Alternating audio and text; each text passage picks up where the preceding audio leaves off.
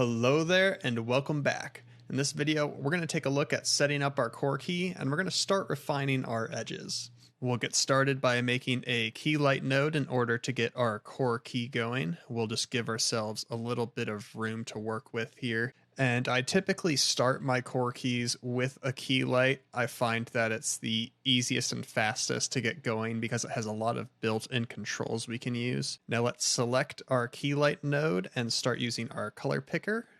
Again, I'm holding Control and Alt to sample through the footage, and we're trying to get rid of most of that background there. We can go into the clip black and start playing with this to try to get a solid inner core. And remember, it's okay to do this on our core key. We don't want to be adjusting these too much on our edge key. So I think what we have here is looking pretty good. We still have that hot spot on the left side, but everywhere else seems pretty filled. And again, on that left side, it's something we can just stencil out, so I'm not too concerned about it. That's looking pretty good. When we view our RGB, we don't want to actually apply this despill here. All we want to do is get an alpha out of this key light. And that's where this view tab comes in. There's a lot of different ways we can view the output of our key light, but the only two I ever use are intermediate result and final result. Final result is your total keying package. It will despill your footage, it'll darken your edges, and it will pre-multiply the output. Intermediate result will simply give you an alpha, and that's it. So now, if we were to pre-multiply this, we would have all of our original colors just with an alpha. As I A/B here, you can see there's no difference, and that's exactly what we want. So let's go ahead and make a merge node and just put this over our edge key so we can see what our result is looking like. There will likely be too much green on the edge because at this point, we've just contrasted up our alpha and we haven't eroded in at all. So let's go ahead and go into our key light, grab the screen dilate, and start choking in our core mat here. The goal is to get all of the green in those semi-transparent areas to go away. And we can go ahead and set our softness to 20 because you never want a perfectly sharp core mat. So let's take a look at what we have. We still have some green in the glasses, but that's okay. Do we have any areas that are solid and thick that shouldn't be? Looks like our glasses are still a little semi-transparent, but we're filling in everything else out here quite nicely. And now to check our core, we can go ahead and grab our gamma in our viewer control, look at the alpha, and crank this all the way down. Anything that is less than 1 will appear black when we do this. And this is roughly what I expect a core key to look like, where there's a little eaten away on the edges. Now what we want to do is apply a despill to our core. So we could use a hue correct. We did that last week on our leaf, and we could start going to the green suppression and kind of just bringing these down. But you'll notice our image is actually getting darker. And that's the big problem with hue correct for heavy despills. It will actually darken your image and not retain your luminance. And so instead of using hue correct, let's use one of those gizmos we installed called BM Despill. All of these BM tools stand for Ben McEwen, and he runs a fantastic compositing newsletter that I highly recommend checking out. But that's where I've gotten all of these. They're pretty fantastic tools that he's made, and he's given them away for free. So what we can do is throw this in, and you'll see it's getting rid of our greens, but it's not darkening the image like our hue correct was. I probably should have just kept this, but we'll just recreate what we did really quick. And we still don't have all of our green values yet, so I'll lower this hue correct even more. And you can see not only the image is getting darker, but it has a weird purple tint that we're not quite getting with our gizmo right here. And that's why it's a fantastic tool. The despill results look much more natural, and they retain their luminance. And so we can mess with this despill amount because we don't want to get rid of all of our green. Despilling is about the delicate balance between retaining your actor's original skin tones by keeping some green, but removing enough of it so you can't tell that they were in front of a green screen. So we're going to go ahead and lower this despill amount a little bit so we can try to find that balance. And I think something like this is looking pretty good, 0.7. And all of these options here you can change if you're despilling your green or your blue, what sort of color space we're in. And since we're working in linear, we're going to want to make sure we change that to linear. We'll go over linear versus log in a later video because it's a very deep topic, all related to color space. There's different algorithms and replacement methods you can use. The defaults work pretty well, so I don't change them too often. In this replacement tab, you do have a background option and a background pipe, so you could use this similarly to the IBK gizmo if you wanted to. And one of the cool things is here, the areas that are despilled, you can actually start to change the color a little bit. So we can introduce some blue into these areas, and so it'll fit within our background a little more nicely. In general, you don't want to change the color of your foreground too much, but I think a little blue to replace the green will be okay here. Cool, now we have our core key set up, and let's take a look at what we have.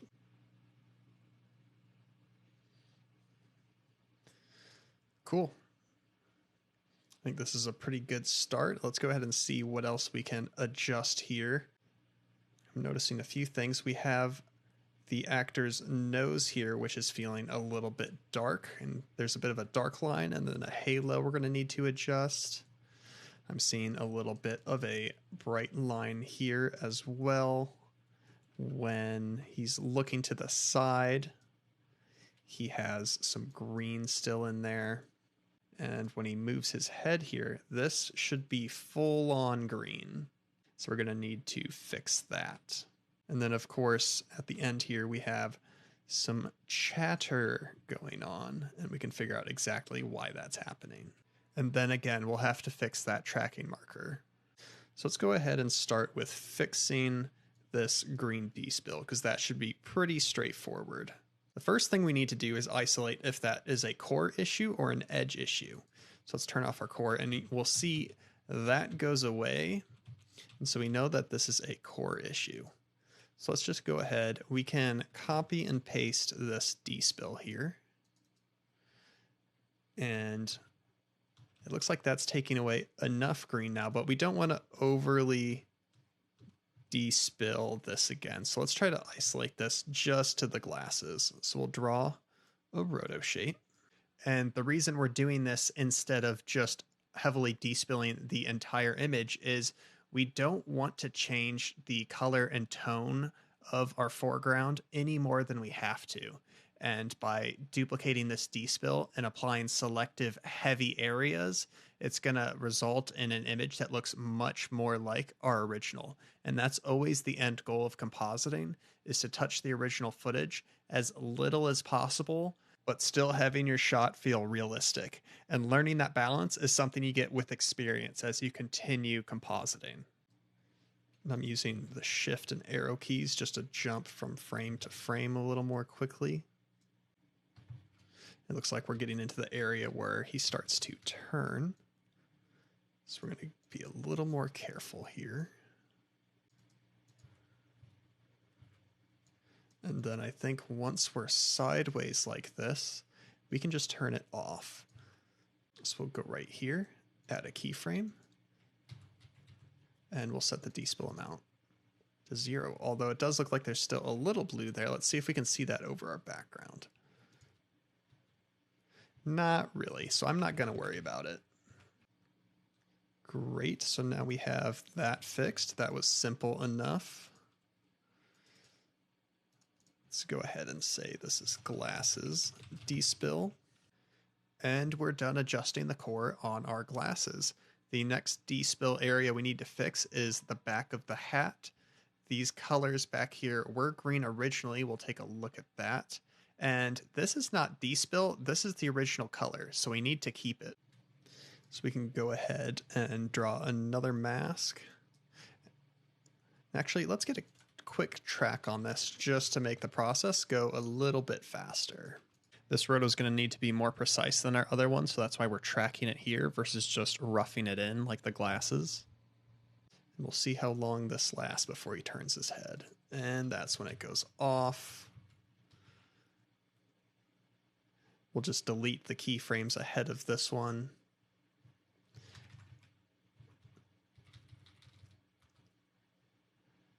Let's just move this here. We'll stretch it out a little bit. We'll turn on adjust for luminance changes. I like turning this on when you have a fast moving object that's kind of changing shape, because it's going to look for differences. It's not going to compare to this exact pattern. So we'll go back a little. We'll see that sticking pretty nicely now. We'll adjust this frame by hand. Adjust this one by hand as well.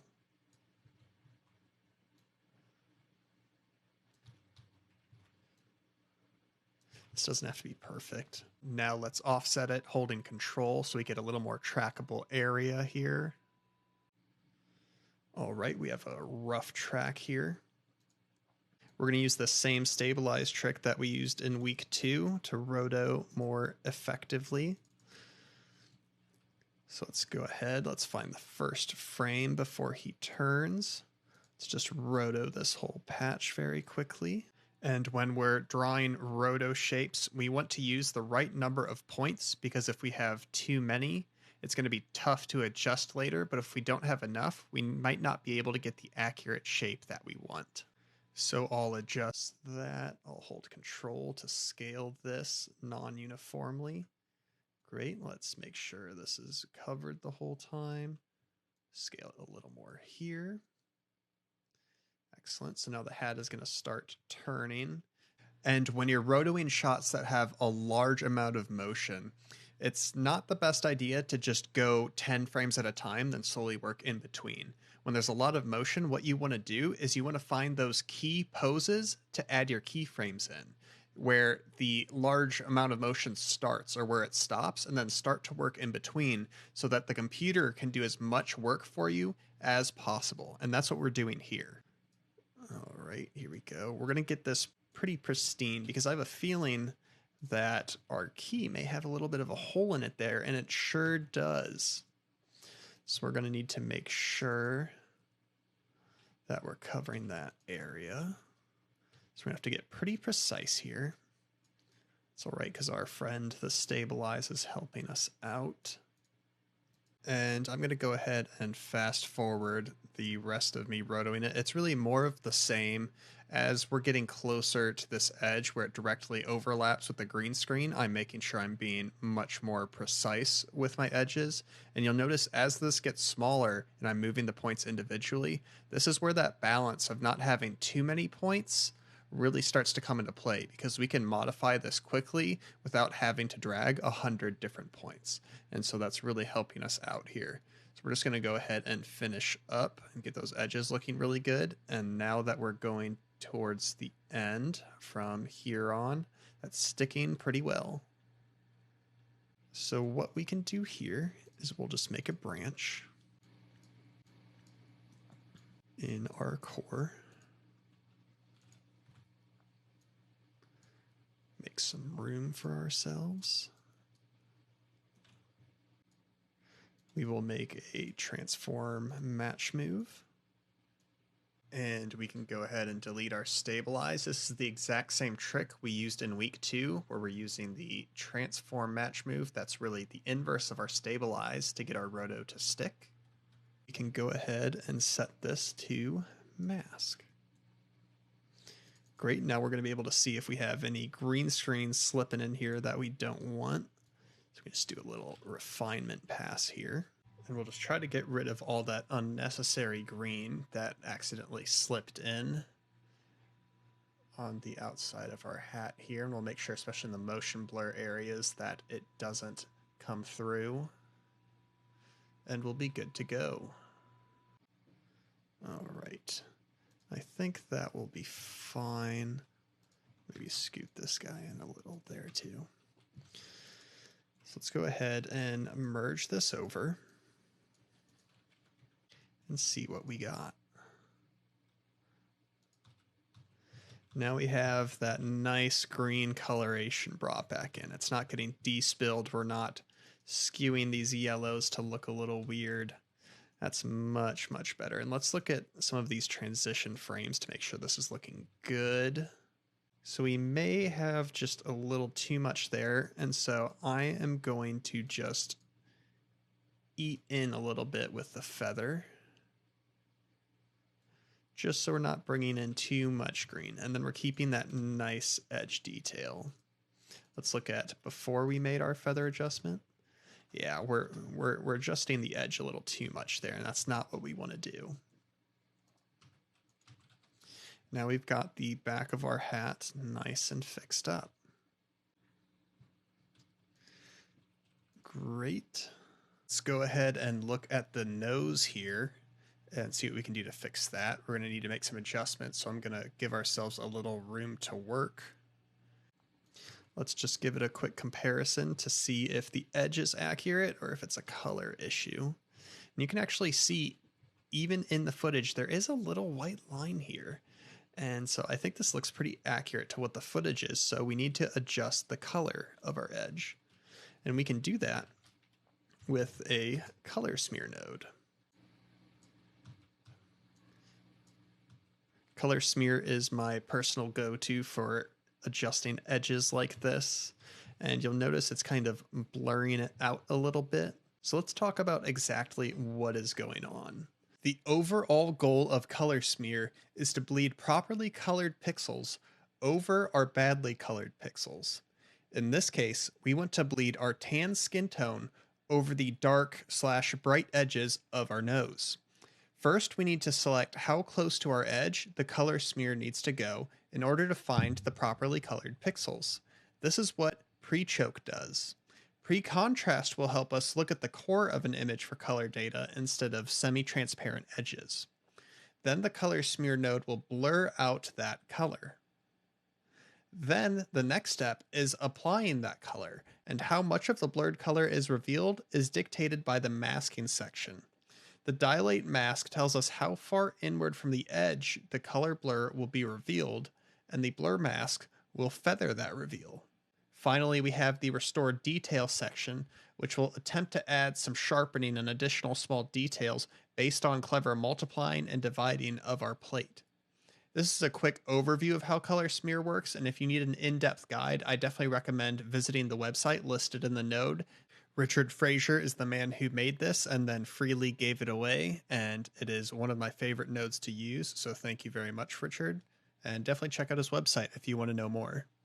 And one last thing I would like to stress is that this is only changing the color of our image and not the alpha. Our alpha is left untouched. So with that in mind, let's go ahead and get started and use color smear. So the first thing we want to do is make sure we're grabbing the right edge pixel. So we're going to up our pre-choke so we're grabbing more tan pixels instead of those gray ones. We can see that's starting to work out. The next thing we want to do is lower the blur just a little bit so we have a touch more detail. And let's actually see if we raise the sharpening, what that will do.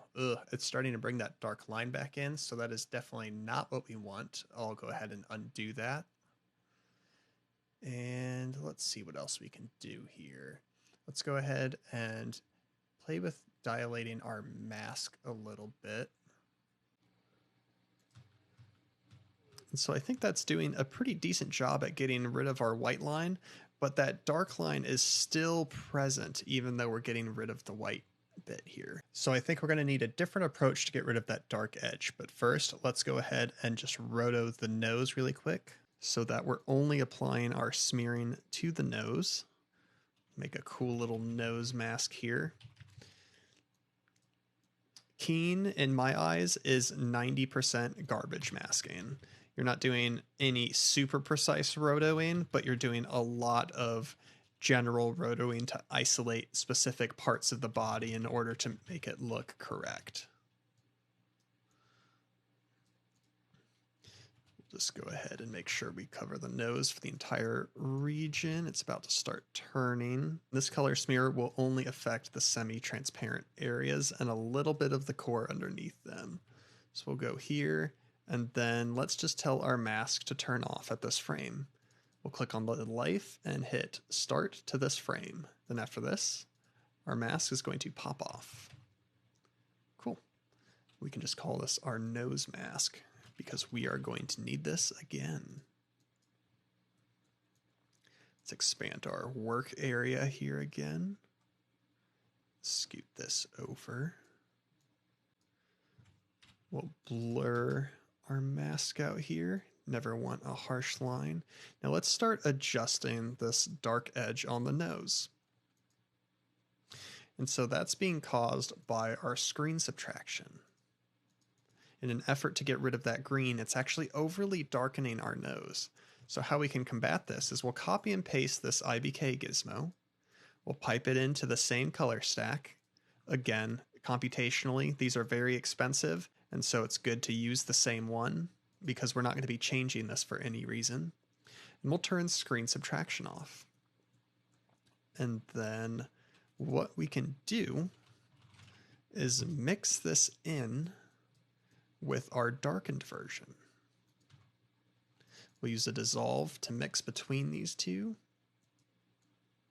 We can start to see it's bringing some lightness back in, but it's also bringing our green back in, and that's not what we want. So we'll copy and paste our despill.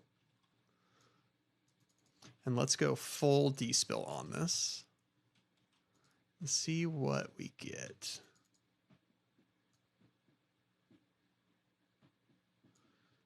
And now we've mixed this. This is actually just 100% our key here. So let's take a look of that because it's not quite doing what we want yet. So let's go ahead and pipe our background into our background here. And we will check on use background luminance. And let's just start cheating our background to be brighter. We'll turn the gain up. Start cranking the gamma, and now we're starting to see some results that look nice on the nose here. It doesn't look very nice on the beard, but that's not what we're focusing on. We're trying to get this nose looking dead on. Great. So let's set up a little postage stamp system like we did in week 2. We can just say out background. When you start linking backgrounds to nodes, it can get very messy, and so this isn't too uncommon to be doing. Make a postage stamp. Whoops, I hid the input of this. I did not mean to do that. Connect it here. We'll drag the color. Name this in background so we're nice and organized. Make it bold. Let's go ahead and bring that over here. We'll connect our color node here as well. And let's go ahead and mix this in with our mask.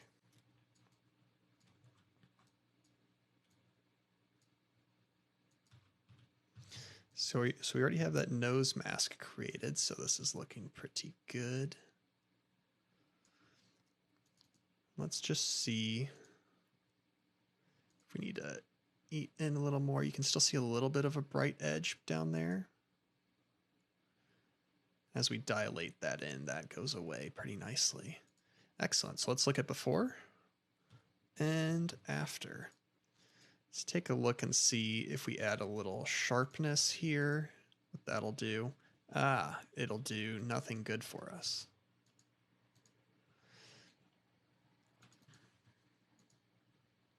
This isn't doing anything right now. A little may be good, just a hair, so that it's bringing in a little bit more detail. And we don't even have grain in this yet. Let's look at our footage to see how grainy it is. There's a good amount of grain that will add a lot of extra little detail in there. So I think that's looking pretty good. We'll just need to be careful about where it meets here. Let's move this handle up for the entirety of its animation. You can do that by using the ripple tool. And this is like an Uber keyframe. When I move this up, it's going to be moved up throughout its animation. And that'll be signified by this kind of red outline you have in your viewer down here. I will say it's very dangerous to accidentally leave this on, so make sure you turn it off when you're done. And so let's go ahead and step through and make sure this is all working as we expect.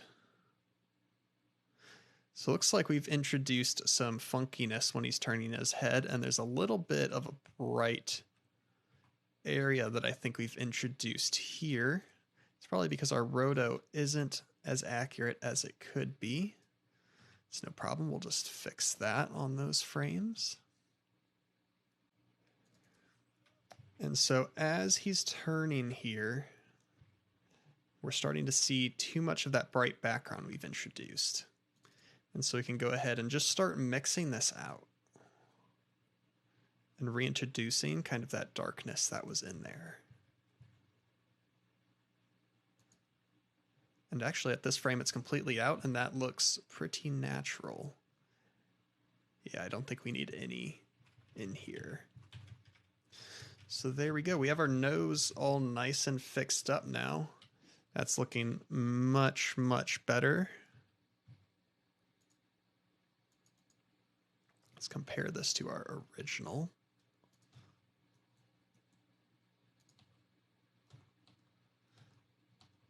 Cool, that's looking pretty good. And we're going to go ahead and call our nose done, and we're going to start looking at other parts of our key that we should be refining in our next video. Thank you very much for listening, and I'll catch you in the next one.